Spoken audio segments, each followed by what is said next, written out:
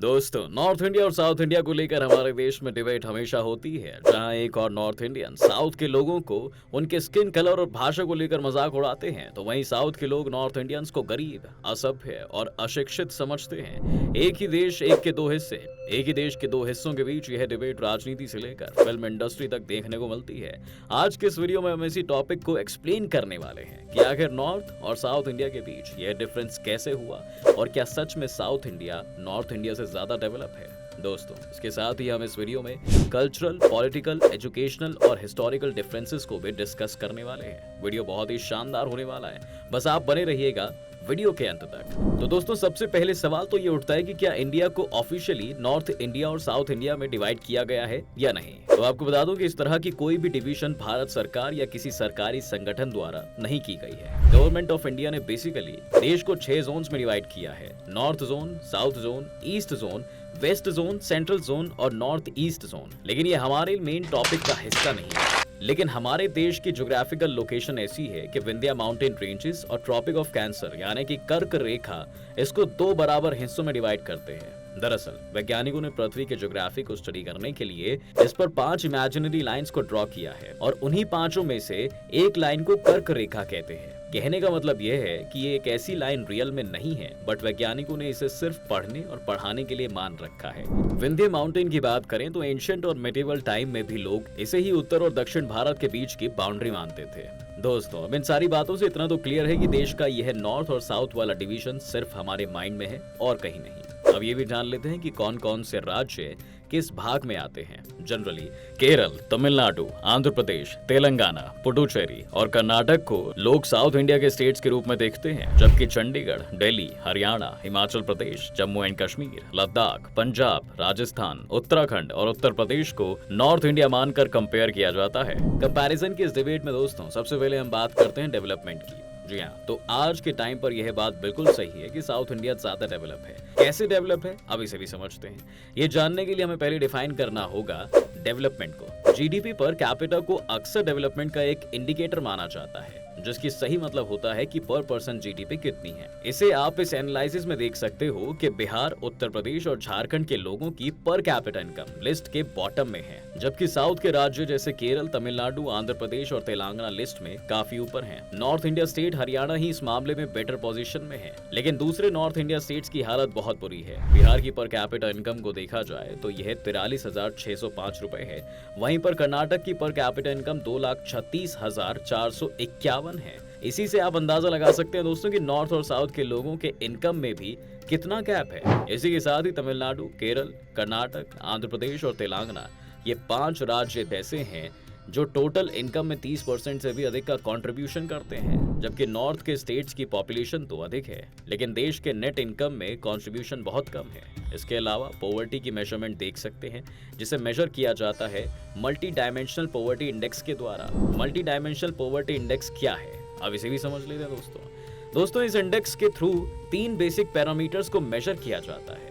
ये है education, infrastructure और फाइनेंस। जी हाँ, इन तीनों पैरामीटर में जो भी गरीब होता है उसे मल्टी डायमेंशनल पुअर पर्सन कहते हैं। नीति आयोग की रिपोर्ट के अकॉर्डिंग केरला में सबसे कम मल्टी डायमेंशनली पुअर पीपल रहते हैं। केरल की मात्र 0.71% पॉपुलेशन ही इस कैटेगरी में आती है। केरल के बाद पुडुचेरी और लक्षद्वीप का नंबर आता है। साउथ इंडिया के सभी स्टेट्स आपको टॉप 10 में देखने को मिलेंगे। वहीं पर नॉर्थ की अगर बात करें तो रिपोर्ट के मुताबिक बिहार, झारखंड और उत्तर प्रदेश में सबसे ज्यादा लोग मल्टी डायमेंशनल पॉवर्टी की कैटेगरी में आते हैं। बिहार में 51.91%, झारखंड में 42.16% और यूपी में 37.89% लोग मल्टी डायमेंशनल पॉवर्टी में जीने के लिए मजबूर हैं। अब इनके लिटरेसी रेट के डिफरेंसेस को भी समझ लेते हैं। लिटरेसी रेट में भी south Indian states north India से कहीं ज्यादा आगे हैं। नेशनल स्टैटिस्टिकल ऑफिस के 2021 डेटा के मुताबिक भारत की एवरेज लिटरेसी रेट 77.7% है। वहीं पर केरल की लिटरेसी रेट 96.2% के साथ देश में सबसे ज्यादा है, जबकि उत्तर प्रदेश की 73% है, जो कि नेशनल एवरेज वैल्यू से कम है। वहीं दोस्तों, अगर आप आजादी के टाइम को देखोगे तो नॉर्थ इंडियन स्टेट से साउथ इंडियन स्टेट्स ज्यादा डेवलप नहीं थे। ऑलमोस्ट बराबरी का मुकाबला चल रहा था, लेकिन ये सारा गैप डेवलप हुआ 70s और 80s और 90s के दौर में।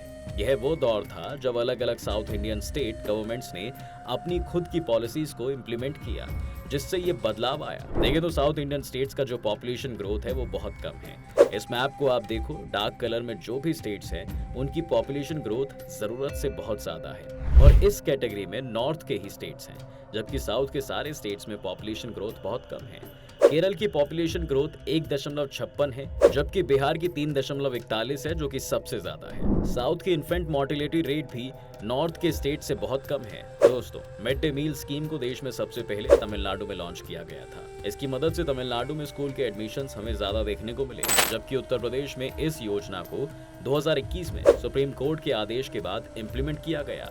इसके अलावा आज बैंगलोर को आईटी कैपिटल ऑफ इंडिया बुलाते हैं, क्योंकि कर्नाटका एक्चुअली में देश में पहली स्टेट थी जिसने 1997 में एक आईटी पॉलिसी को इंट्रोड्यूस किया।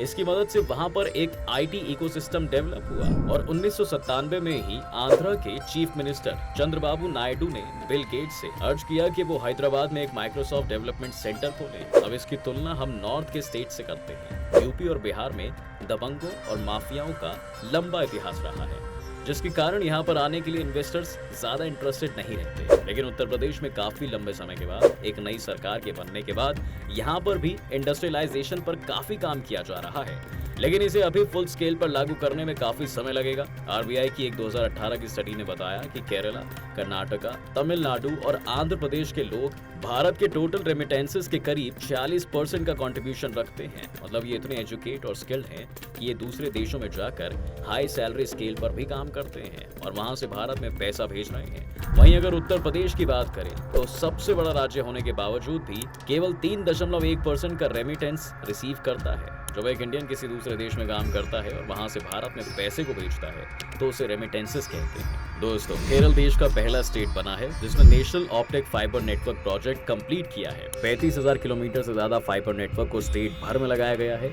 यह high speed internet network system राज्य के सभी गांवों और रिमोट एरियाज को जोड़ता है। इससे फायदा क्या होगा कि गरीब बच्चे भी हाई स्पीड इंटरनेट को एक्सेस कर पढ़ाई करेंगे, जबकि नॉर्थ के स्टेट्स में यह अभी भी एक ऑनगोइंग प्रोजेक्ट बना हुआ है। साउथ इंडियन स्टेट गवर्नमेंट ज्यादा पैसा वेलफेयर में, एजुकेशन पर, हेल्थ केयर पर खर्च करती है। हेल्थ केयर परफॉर्मेंस में भी नॉर्थ के यूपी और बिहार जैसे स्टेट्स बॉटम पर ही आते हैं। अब एक सोचने वाली बात यहाँ पर यह है कि ऐसा क्यों हुआ कि साउथ इंडिया की पॉलिटिकल पार्टीज और इनकी सरकारें जनता के लिए काम करने में इतनी इंटरेस्टेड हैं। इसके पीछे दोस्तों एक बड़ा इंटरेस्टिंग रीजन है। जी हाँ, और वो रीजन है पॉलिटिकल कंपटीशन। अगर कोई पॉलिटिकल पार्टी बहुत लंबे समय के लिए सत्ता में रहती है किसी स्टेट में या सेंटर में, तो वो अपनी पावर को फॉर ग्रांटेड लेना शुरू कर देती है और इसका मतलब ये है कि जनता के वेलफेयर में कम, जबकि अपने वेलफेयर पर फोकस करने में ज्यादा ही इंटरेस्टेड दिखाई देती है। जबकि नॉर्थ के कई राज्यों में इस तरह की कोई कंपटीशन देखने को नहीं मिलती। अगर सरकारें भी बदली तो जाति और धर्म की राजनीति करने में ही व्यस्त रहती हैं। इकोनॉमी के कंपैरिजन के बाद अब हम एक पैरामीटर कर लेते हैं।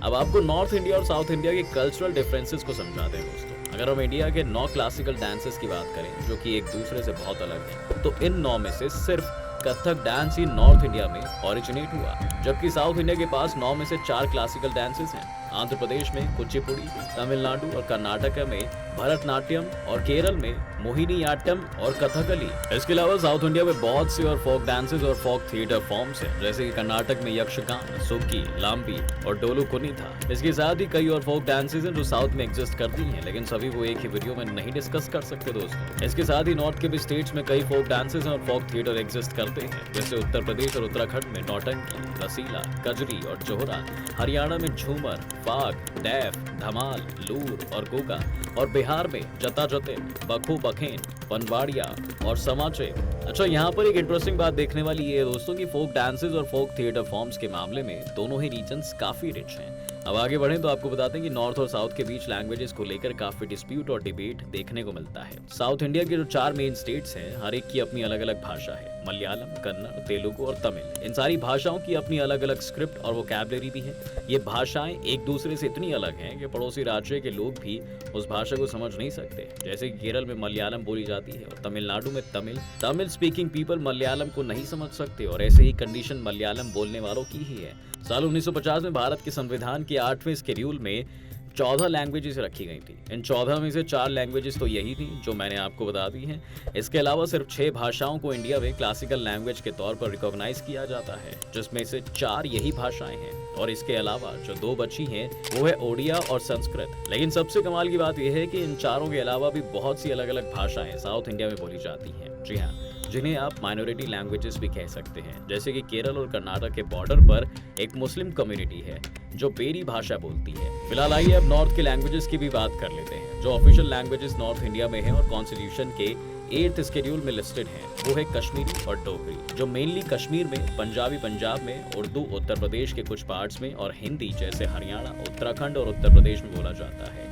और हिंदी में भी बहुत से अलग अलग डायलेक्ट्स हैं, जैसे कि हरियाणा में हरियाणवी, हिमाचल में पहाड़ी, उत्तर प्रदेश में अवधी और ब्रज भाषा। इसके साथ ही गढ़वाली और कुमाऊनी उत्तराखंड में बोली जाती है। इन्हें एक्चुअली में अलग लैंग्वेज नहीं कंसिडर किया जा सकता है क्योंकि इनकी हिंदी के साथ बहुत सिमिलैरिटीज हैं। बता दें कि 2011 के सेंसस में 57 ऐसे डायलेक्ट्स काउंट किए गए थे जो हिंदी भाषा के ही हिस्से हैं। इसके अलावा कश्मीर और पंजाब में रहने वाले लोग भी हिंदी समझते हैं। तो अगर आप अब लैंग्वेजेस के डिफरेंस देखेंगे तो नॉर्थ इंडिया और साउथ इंडिया के बीच में ये बहुत क्लियर कट दिखाई देता है। नॉर्थ के लैंग्वेजेस को यह कहा जा सकता है दोस्तों कि ये एक राज्य से दूसरे राज्य में एकदम से बदल नहीं जाती, जबकि साउथ के लैंग्वेजेस स्टेट बाउंड्री को क्रॉस करते ही पूरी तरह से चेंज हो जाते हैं।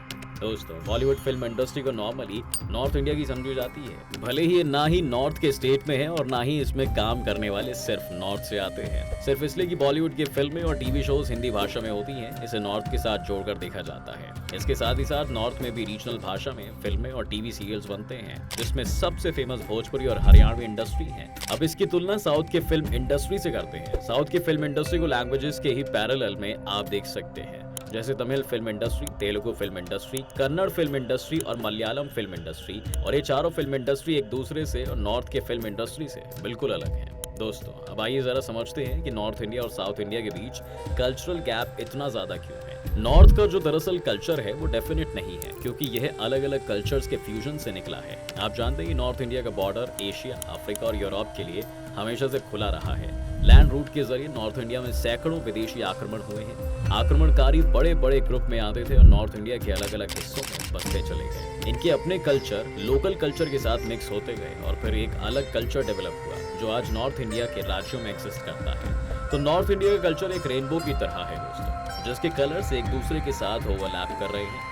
दूसरी तरफ साउथ इंडिया का कल्चर एक दूसरे से सेपरेट कर रहा है और इनका आपस में ज्यादा फ्यूजन नहीं हुआ है, क्योंकि यहाँ पर बाहरी लोगों का आना उतना नहीं हुआ है। इसलिए वहाँ पर हमें अलग अलग भाषाएं, अलग अलग डांस फॉर्म्स और अलग अलग कल्चर्स देखने को मिलता है, क्योंकि उन्हें संवरने के लिए और डेवलप होने के लिए पर्याप्त समय मिल गया था। और ये भी कह सकते हैं कि साउथ की कल्चर आसमान के टिमटिमाते तारों की तरह है, जो लगते हैं तो बहुत खूबसूरत है लेकिन एक दूसरे से बिल्कुल अलग। इन सब के बावजूद दोस्तों, इसका मतलब ये नहीं है कि साउथ इंडिया 7वें आसमान पर पहुंच गया हो और नॉर्थ इंडियन स्टेट्स बहुत ज्यादा पीछे रह गई हो। साउथ इंडिया में भी बहुत सी प्रॉब्लम्स हैं जिन्हें दूर करना भी बाकी है। नॉर्थ इंडिया में प्रॉब्लम्स कुछ ज्यादा ही हैं, लेकिन उसके साथ खूबियां भी बहुत हैं। वैसे दोस्तों, इस वीडियो को लाने के पीछे का इरादा ये नहीं था कि दोनों के बीच एक गल्फ क्रिएट हो, लेकिन इन जानकारी से हम सभी बहुत कुछ सीखते भी हैं और भारत के ओवरऑल डेवलपमेंट के लिए बहुत कुछ कर सकते हैं। नॉर्दर्न स्टेट्स की सरकारें, साउथ के स्टेट गवर्नमेंट्स यह सीख सकते हैं कि वो कैसे डेडिकेट होकर अपने लोगों के वेलफेयर के लिए काम करती हैं। वो सीख सकते हैं कि कैसे सरकारें किसी प्रोग्राम को अपने राज्य में इतना प्रभावशाली बनाती हैं। इसके साथ ही वो ये भी सीख सकती हैं कि इंडस्ट्रीज का इकोसिस्टम कैसे इतने अच्छे से डेवलप हुआ।